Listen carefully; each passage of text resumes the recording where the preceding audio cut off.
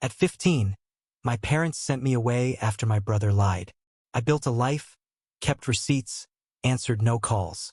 10 years later, he needed my DNA for a case he couldn't explain. I asked for the report number. The detective called me instead, and his story finally met paper. A Saturday family lunch at our place in Cedar Falls turned into a stage I didn't know I'd stepped onto. I was basting ribs and refilling iced tea when Blake, 2 years older, home from community college with a borrowed tie and a twitch in his jaw, cleared his throat. "Before Grace," he said, "I gotta say something." The table stilled. Mom's church friends angled their phones like they were catching a hymn. I wiped my hands on a dish towel and waited. Blake said I stole his college envelope cash from Dad's desk. Then he said I hit on Mia, his girlfriend who babysat for the youth group. The words sounded like gravel poured on a plate. "What?" I said, "because what else do you say to a lie that big?" He nodded, eyes wet, like agreeing with himself would make it true. "Don't," Dad barked, standing so fast his chair slammed the wall. I tried to explain. The envelope was locked in the roll top until Dad handed it to Blake for tuition, and Mia and I had spoken twice, once about calculus, once about where the oven mitts were. "Dad," was all I got out. Frank's fist flashed. The punch landed under my left eye, a hot clamp that rang my skull. Plates jumped. Someone gasped, "Thank God," which didn't fit the moment at all. I staggered and tasted metal. Mom went theatrical. "Don't say Mia's name," she hissed, loud enough for the phones. "We don't attack victims in this house." Aunt Ruth crossed herself like I'd grow horns. Uncle Len mumbled about boys these days. Pastor Bill's wife kept filming across the potato salad, muttering, "So people can see the truth." I pressed a paper napkin to my face and watched a red bloom push through the cheap white. I asked to see the envelope ledger, the lock, anything with dates. "You don't get to turn this courtroom on us," Dad growled. He pointed toward the door. "Out." I glanced at the kitchen clock, 1:23 p.m., because details were the only solid ground left. "We can check the camera over the garage," I said. We all knew it fed to Dad's iPad. He lifted the tablet, thumb hovered, then set it down like it burned. "I won't be manipulated," he said. By evening, the story had legs. My aunt posted a photo of the bruise, captioned, "Consequences." Mia's friend shared a pastel text block about trusting survivors even when it's hard. I DM'd Mia. "What did I do?" She left me on read. At 9:37 p.m., Pastor Bill went live from his den. "Sometimes a wolf looks like a brother." People from church sent me folded hand emojis, then blocked me when I answered. Sunday, I sat in the balcony while Pastor Bill preached about thieves who reach into what isn't theirs, and his eyes drifted to my seat like a laser level. 2 ushers stood in the aisle. After, in the parking lot, Mrs. Keating told her son not to shake my hand. "We're praying for you," she said, which didn't sound like good news.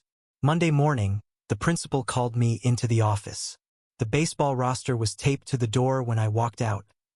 My name blacked out with a Sharpie like a censored secret. Coach wouldn't meet my eyes. "Optics," he said, tying his cleats. In the hallway, a freshman whispered "creep" and flinched when I passed. I kept my face forward and counted tiles to keep from shaking. That afternoon, the cops came because someone reported a domestic disturbance. They stood in our living room, hands on their belts, while Dad repeated the story and I repeated the facts. No evidence, no video, no text, nothing. An officer wrote verbal altercation and mutual on a pink carbon form and said, "Best to cool off." He did not look at my eye. He did not ask about locks. "Pack a bag," Dad said, already walking down the hall. Mom pressed a 20 into my hand like a tip and said, "Don't call until you've repented." Repented for what was left blank. Blake stood behind them, arms folded, stern in a way he'd practiced in the mirror. I took my school backpack and the gray suitcase from the hall closet. I added my glove, my TI-84, and the photo strip of me and my little sister at the county fair. Small things I could defend. At 7:11 p.m., they dropped me at the bus depot by the river, beneath the fizzing green of a service station sign. The air smelled like diesel and wet cardboard. My phone buzzed with a text from an unknown number. Return the money and leave Mia alone. The profile pic was a cross overlaid on a sunset. I turned the phone off. Rain started, fat coins on the metal awning. I waited on the blue bench and tried to stitch the day into a story that made sense. There was no why that didn't turn to smoke in my hands. When the 8:05 to Des Moines hissed in, I didn't get on. I wasn't running, I was inventorying. Every accusation, every timestamp. If they wanted a prodigal, they'd have to settle for a ledger. By midnight, the town was empty enough to hear trains arguing over tracks. That's when it landed. In a single day, I'd stopped being a son and become a stranger, and strangers write everything down. Billings looked like a map of exits. I stepped off the bus with $26, a bruised cheek turning yellow at the edges, and a backpack that thunked like guilt. Warehouses ribbed the river, windows taped into excess. A help-wanted sign curled on a diner door. Gus's Griddle, coffee, PIE, open late. The bell above it coughed when I pushed in. Gus was behind the counter, forearms like fence rails, reddish beard haloed with flour. He glanced at my soaked Vans. Then at the clock. 3:42 p.m. Hungry, he said. No, I lied, and my stomach groaned loud enough to be funny if it wasn't me. He tapped the pass shelf with a spoon. Dish pits there. Meal at end of shift. Room upstairs with a lock. You'll work it off. No questions about forms or references, just a nod toward a mountain of plates. The pit was a rectangle of steam and noise. Hobart undercounter chugging, sprayer hissing. The stainless table tattooed with scratches. I watched Nina, the line cook, flick a wrist to plate chicken fried steak like a card trick. She set a glass of water by the bus tub. You full of trouble or full of soap? She asked. Bit of both. Work took the shape of things that didn't argue back. I scraped omelet shrapnel, cut gaskets for the flat-top drip drawer, degreased the roof fan with a bucket of purple ZP that burned my hands sweet. I learned the filter ladder has one shaky rung and that you always bleed the sprayer hose or it will whip. I logged times on a yellow pad. In 3:55, out 11:28. At 6:17, a trucker with a John Deere cap squinted. You that kid from the forum? He held up his phone. My face screenshotted under the caption Wolf in Youth Group. 27 comments by then. A gif of a wolf in a varsity jacket. I said nothing. Gus leaned over, read the thread without blinking, then slid the phone back with a grunt. Everyone's got a story. I care how you work. I called home from the payphone by the restroom, the handset sticky with old soda. Voicemail. I tried Mom, then Dad, then the house line, spacing out the calls like casts you don't expect to catch. I texted my sister a heart. Nothing. The forum spawned memes. A church girl posted a Notes app sermon about boundaries with my initials stitched inside. I stopped opening notifications. I started keeping receipts. End of shift. Nina put a plate down. Patty melt, fries, a dill spear stabbed like a flag. New hire meal, she said. Gus added rules. No booze, cash out nightly. Room is yours while you work and don't cause drama. He handed me a key with a brass tag stamped 2B. He didn't write anything down. He didn't need to, he ran on memory and heat. The room was above the kitchen. Low ceiling, radiator ticking like a clock with asthma. One twin bed with a navy blanket, a Formica nightstand, a window toward the alley where the grease bin slumbered under plastic snow. The bulb flickered when I tried it, then steadied. I turned the deadbolt and tested it again. The clack was surgical. I sat on the bed and felt it hold my weight. Gus paid $60 cash that first night, plus meals, plus a promise. If I stuck 2 weeks, he'd put me on the books at $12 per hour and split tips for bus. I counted the bills twice, slid them into a Ziploc with my student ID and a photo strip. I wrote 60.00, shift 1 on an index card, left of the sink. I showered in the hall bathroom, water the color of old pennies for 10 seconds, then clear. Days found a rhythm. Truck comes at 9:10, put milk 6 deep, rotate the pie case, change the soda bib, pull the flat-top bricks across the chrome till it squeaked. Nina taught me to calibrate the fryer thermostat with a thermopen. A degree off makes a soggy fry, she said, and soggy is moral failure. I liked instructions that didn't shift when someone cried. I could do hot, heavy, exact. Twice, kids from church wandered in during lunch rush. One nudged the other, whispering, "That's him," like spotting a zoo animal. Gus refilled their coffees and asked loudly if they wanted the youth discount we definitely didn't have. They flushed. They left a tract under the salt shaker about prodigals. I dusted it into the bus tub with the toast crumbs and wrote the time. 1:26, tract removed. On the third night, a forum thread posted my old team photo. The caption, "Cut for a reason." A stranger DM'd me rot. Then asked for Venmo to make this right. I blocked him and folded a dish towel until the edges married. At 2:03 a.m., the walk-in thermometer blinked 37 degrees Fahrenheit. Perfect. I leaned against the rack of eggs and breathed in cold. Upstairs, the door still locked. That felt like proof. Gus slid a flyer across the counter between a stack of saucers and the sugar caddy. Cooling and ventilation, it read. Even in recessions. He tapped the bottom. Tuesday/Thursday, 6 to 9 p.m. Billings Adult Ed. Everybody needs hot and cold, he said. I folded the paper into my pocket like a spare key. I took the GED test on a rainy Saturday, math last, palms damp, and passed.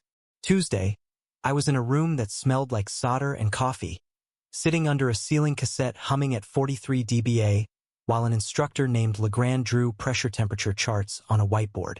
I worked 12-hour diner shifts, rinsed the grease line off my arms, then rode my bike to class with a notebook and a borrowed Fluke 116. Superheat, subcool. Don't guess, Legrand said. That became a life rule. Every compressor I revived felt like a part of me thudding back online. I learned to braze with nitrogen purge so scale wouldn't kill a TXV. I learned airflow first, refrigerant second. I bought a used field piece manifold for $120. Then a Milwaukee M18 drill on layaway from the pawn shop, 3 payments of $35. On the side, I changed blower belts for old ladies who paid me in cash and rhubarb pie. I wrote every address in Delta T in a notebook. Date, make, model, static pressure, observed, corrected. 6 months in, I took EPA 608 and passed Universal. Legrand high-fived me in the hall. I saved until I could buy a 1999 F-150 with a dented bed and a heater that only worked on Volcano. Bill of sale, $2,600. VIN ending 4x7. I rigged a ladder rack from Unistrut and U-bolts. My toolbox fit behind the seat. Nut drivers, torpedo level, fuses, spare 5/16 bits I always lost. The truck idled like a smoker clearing his throat, but it started every morning. High Plains Air hired me at $18 per hour. I was the kid who volunteered for crawl spaces with cat litter and 124 degrees Fahrenheit attics. One afternoon, a client accused my coworker Dave of grabbing $180 from her kitchen counter. She pointed at the empty spot like a chalk outline. Dave stammered. Our owner stiffened. The kitchen return grill was whistling. I popped it. 10x6, 2 rusty screws, shined my light, and saw paper edges wedged by a joist. Airflow had done the stealing. I fished the envelope out with needle nose pliers. 920s slid into my palm, dusty with drywall. The owner's face broke. Dave nearly cried. Air takes what's light, I said, handing it back. The whistle stopped when I tightened the screws. That night, I sat at the tiny diner desk and took inventory of the only thing I controlled. My name. I wiped old accounts, deleted photos that let other people narrate me, and filed to change my name at the county courthouse. Fee, $143. I picked my mother's maiden name because it felt like an honest tool, Noah Gray. Publication requirement waived for safety. Order signed at 10:12 a.m. on a Wednesday by a judge with reading glasses on a chain. I walked out feeling like a coil properly charged. I registered Gray Climate Works, LLC, articles filed, EIN issued, liability insurance bound at $1M/$2M. I opened a business checking account with a $500 deposit and a shoebox of starting receipts. Manometer, vacuum pump, micron gauge, 2 recovery cylinders, a stack of blank work orders. I built invoices that told the truth. Run cap 45 fifths, F, failed. Replaced. Pull and clean condenser. Rinse coil. Wash pad. Check charge by subcool. 9 degrees Fahrenheit target. 8.5 degrees Fahrenheit measured. Line items, labor, tax. No mystery, no shop supplies padding. Year 2. I bought a 2012 Transit and wrapped it in matte gray vinyl with my new name and number. Year 3. I added a used Chevy Express and hired Nina's cousin as an apprentice. She could braze circles around most men by week 4. We grew to 3 techs, me, Dave, poached with consent, and Ari. I kept a binder of certs and letters in a fireproof box. EPA 608, OSHA 10, duct design class, manufacturer training on variable speed systems. Not trophies, armor. Calls from home started to find the business line, numbers I didn't recognize. I let them roll to voicemail and archive them like receipts I wouldn't be deducting. Pastor Bill's devotional podcast pinged my inbox by accident. I created a filter and named it Wolves. I sent no replies. Silence was a tool now, a shutoff valve you close to save the compressor. 1 August. I stood on a roof at 6:31 a.m., chin wet with dew, watching my micron gauge settle at 480 after a long pull. The city yawned awake below. Loading docks, bakery steam, sun fingering the sign on gusses like a blessing. My phone buzzed with a new booking, strip mall, no cool. I packed my hoses with caps on, coiled them clean, and locked the van. It hit me then. I had built something that couldn't be disinvited. A trade, a name, a ledger in my handwriting. No one could take it by saying it louder. Blake resurfaced the way spam does. First a "we need to talk," then 5 missed calls stacked like parking tickets. 10 years without a word. And now his name lit my screen at 7:42 a.m. while I was calibrating a static probe on a rooftop unit. I let it ring out. Text followed. It's urgent. Family. I silenced the thread and noted the reading 0.42 inches. WC after the filter change. He showed at my office lobby 20 minutes before closing. Hands in hoodie pockets, jaw a hinge. I need your DNA, he said. It's complicated. The last time he needed something, I lost a home. Give me the case number, I said. He glanced at the front desk camera, then back. I can't yet. It's sensitive. I smiled without teeth. So is my body. Put it on paper. I walked him to the door. He tried my old name like a pry bar. I didn't turn. The next morning, my receptionist slid a message across the counter.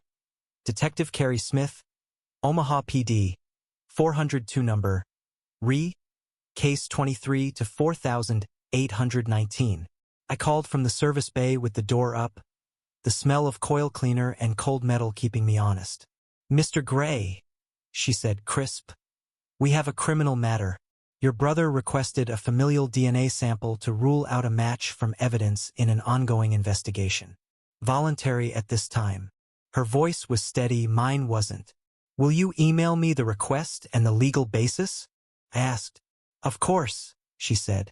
2 minutes later, my inbox pinged. Letterhead, case number, statute citation, consent form, paper beats performance. I breathed again. While that loaded, a second fire started online. A stranger tagged my business page under a thread titled Prayers for AVA. Photos of my niece, hospital bracelets, pastel blankets, GoFundMe links were wrapped in paragraphs about a once-beloved son who abandoned family obligations. Blake had been running medical fundraisers in waves, each with a new angle, each implying the black sheep was me. A clip from a school board meeting 10 years back. My cut from the baseball team was edited with ominous strings and a caption. Community warned. Again, the old bruise had a new soundtrack.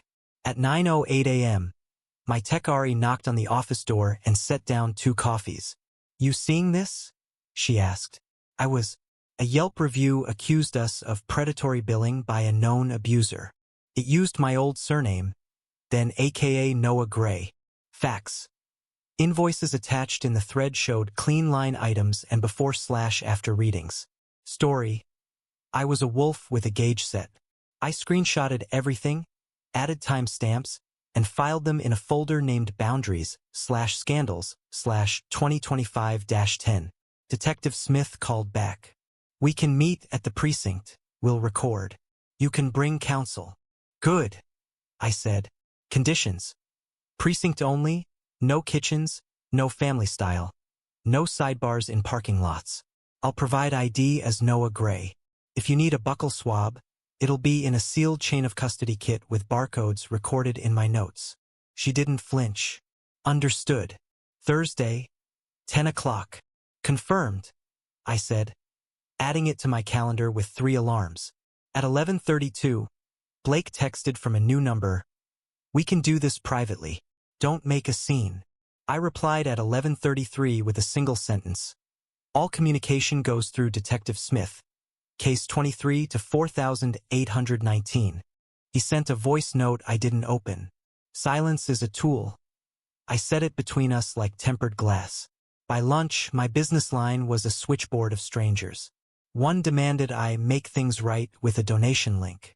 Another promised a boycott. Gus texted me a photo of the diner pie case and a thumbs-up emoji. He doesn't do speeches. I called our web host, documented the brigading, and enabled review verification. I posted one statement on the company page at 1:05 p.m. We provide licensed HVAC service. We do not comment on family matters. For law enforcement inquiries, contact Omaha PD, case 23 to 4819. No adjectives, no heat. At 3:46, a woman DM'd me a screenshot of Blake's latest fundraiser update. My brother refuses to help his own niece. The platform showed, raised $18,420 over 3 campaigns in 2 years, all routing to an email alias I recognized from his gamer tags. I exported the donor list to PDF and saved it. Armor, not ammo. Thursday, I walked into the precinct with a legal pad, my ID, and the comm I rent by the hour. The conference room smelled like dry erase and old coffee. Detective Smith clicked on a recorder, stated date and time, and slid the kit over. Do you consent to provide a sample? I consent under recorded protest, I said. Limited to this case, with destruction if not needed, and notification if it's used beyond elimination. She nodded, wrote. I asked for the property receipt number and wrote it down. PAR 775214. Chain of custody is not a metaphor. She explained there was a cold case reassessment. A partial profile had pinged a database. Familial, she said. Not a match, but close. Blake had submitted his DNA voluntarily. The partial overlap suggested a male relative. We're clearing branches, she added. I swabbed, sealed, initialed, noted the barcode, 4819 BUCC 17. When we were done, she thanked me for coming in. Families are messy, she said. So are ducks, I answered. Air takes what's light. The rest gets stuck. She smiled at that, a small thing. Outside, the October air had bite. My phone buzzed with a new tag. Another clip, another sermon. I didn't open it. I drove to a service call, recorded static at 0.36, replaced a cracked inducer hose, and wrote an honest invoice. Boundaries are measurements, not metaphors. I set mine with ink. At the station, they didn't hand me drama. They handed me paper. A clerk slid a manila envelope over the plexi with a dry summons and evidence packet for case 23 to 4819. Inside, a chain of custody form, 3 witness statements about medical fundraisers, screenshots of Blake's maudlin posts, and a 1-page lab readout, DNA exclusion on a paternity claim I didn't know existed. The header read, Omaha Regional Crime Lab, Report 23-4819, DX. Excluded as biological father. The box next to my name said. My heart stuttered, then leveled, like a compressor catching after a hard start. Detective Smith walked me through the timeline. This isn't just the cold case, she said, tapping the packet. Probate flagged something. An elderly neighbor of your parents, Mrs. Ellison, deeded her bungalow to a grandson she met through church. The story online says he's being saved by community donations. She angled a photo. The same porch swing I'd fixed in high school, only now with a flaking God is good plaque. We need familial DNA to rule you out of a secondary angle. Claims about who fathered whom. My name change order sat on the table like ballast. I flipped the packet and started doing what I do. Labeling. I wrote in blue ink along the spine. Contents, date 10/09. Received by NG location. Omaha PD, RM3B. If story is smoke, paper is a fan set to off. The witness statements were a chorus in 3 keys. Blake said insurance denied his niece's surgery. We saw Noah driving a fancy van. God told us to give. The screenshots stitched their narrative to my company logo. I pulled my invoices from the dates in question. Work orders 1847 to 1856. 2 split systems in Laurel, 1 package unit in Red Lodge, all signed, geotagged. I highlighted timestamps. 10/12, 8:17 a.m., December 10th, 2:41 p.m., October 13th, 9:03 a.m. Montana, not Nebraska. I put copies in the packet. Air takes what's light. Paper anchors. I retained an attorney before I swabbed. Her name hit me like a bell. Mia Lawson. Not that Mia, different hair, different gravity, but irony still tilted the room. She shook my hand, set a leather padfolio down like a gavel, and spoke in checklists. We consent to a limited buccal swab, she said to Detective Smith. Restricted to case 23 to 4819 and the probate screening. Written notice if used beyond elimination. We want property receipt numbers for all samples, copies of the probate petition, and the deed transfer chain on the Ellison house. I watched the detective's pen, not Blake's shadow. We swabbed by the book. Kit barcode. 4819, BUCC, 24. My initials across the seal like a seam you'd notice if someone tugged. Property receipt. PR 775229. Mia asked for an evidence copy of the fundraiser pages. The clerk printed them in color. Raised $18,420 across 3 campaigns. Routing to Blake Ellison. Family care at Ellison. The surname nestled there like a confession someone thought was clever. In the corner of the packet, a single-page notice from probate. Temporary restraining order against transfer. Ellison property. Docket PR 25-311. A note in the margin. Potential undue influence. Misrepresentation of familial status. My phone buzzed. Ari. We've got a no-heat at 410 Brooks. You want it, or should I send Dave? I texted back. Send Dave. Document static. Take photos of the cracked hose if present. Bill honest. Then I silenced the line. Boundaries first, boilers second. Back at my office, the receptionist pinged me. Front door camera showed my father in the lobby, baseball hat low, hands spread in what he thinks looks humble. I watched him through glass and pixels. 10 years ago, I'd have walked out to just talk. Now I have protocols. I pressed the security button. The lock thunked. I stepped to the threshold with Mia at my shoulder. You're on private property, I said, voice flat. For legal matters, contact counsel. He tried the old cadence. Son, families handle things. And reached for the door as if proximity were permission. Mia slid a card through the gap. All communication through this number. We closed the door until the magnetic seal kissed. He knocked once, twice, then did the performance sigh loud for the camera. I let the recording roll. He left a letter with my receptionist. We logged it. Received October 10th, 3:12 p.m. From Frank, sealed. I put it on my shelf. Second binder from the left. Family/2025/Ellison. The binders are identical gray, 2-inch spines labeled with a label maker that doesn't smudge. Inside, orders, receipts, emails, transcripts. Not trophies. Armor. Mia and I assembled our own packet. Articles of organization, insurance certificate, customer affidavits, service logs, a map with pins where I was while Blake was posting "Please help." We attached a sworn declaration. Noah Gray, formerly redacted by court order, present in Montana on dates X, Y. See attached exhibits AH. She filed it with probate and emailed Detective Smith. Paper met story and didn't blink. That evening, I shut the shop early and stood by the shelf. The old me wanted to plead into a camera. The new me closed the cabinet door. Protocols are dignity you can repeat. I set tomorrow's work orders in the tray, 2 no heats, 1 p.m., and wrote a note for the team. Measure. Don't guess. Right. Don't argue. The phones still pinged. The binders didn't. That's the point.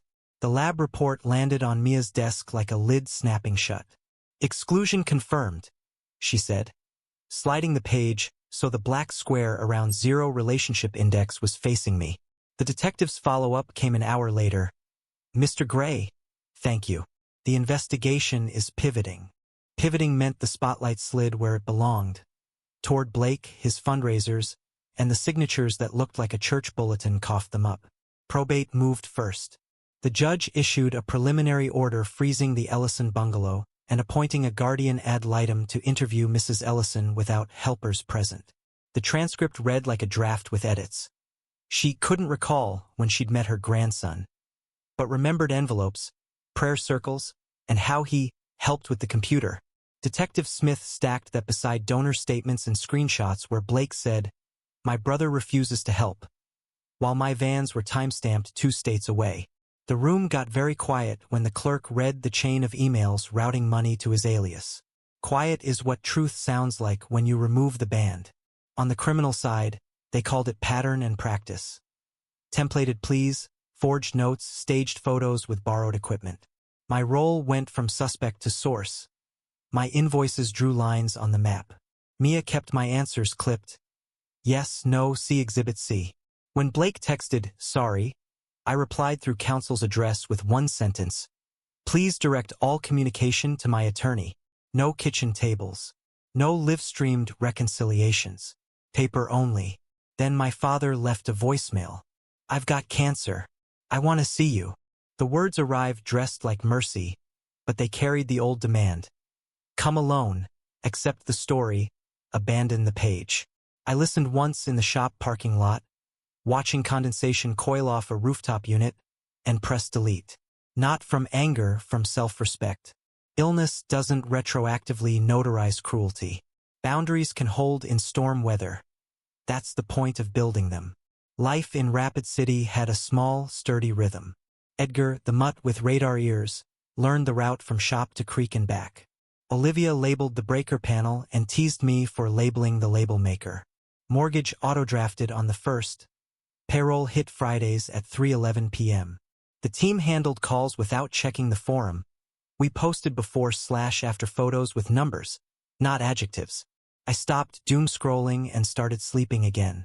Some nights I lay on the rug and tossed a tennis ball for Edgar until he flopped sideways like a dropped coat. When court convened for a status conference, I sat on a wooden bench behind Mia and watched law do its slow work.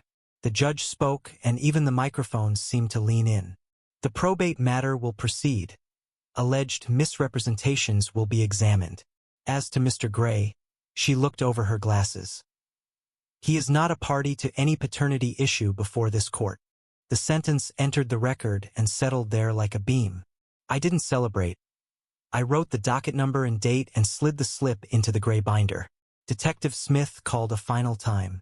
Mr. Gray, she said, thanks for your cooperation. If we need anything else, we'll reach out through Ms. Lawson. Thank you, I said, and thanks for keeping it on paper. She chuckled. Best place for it.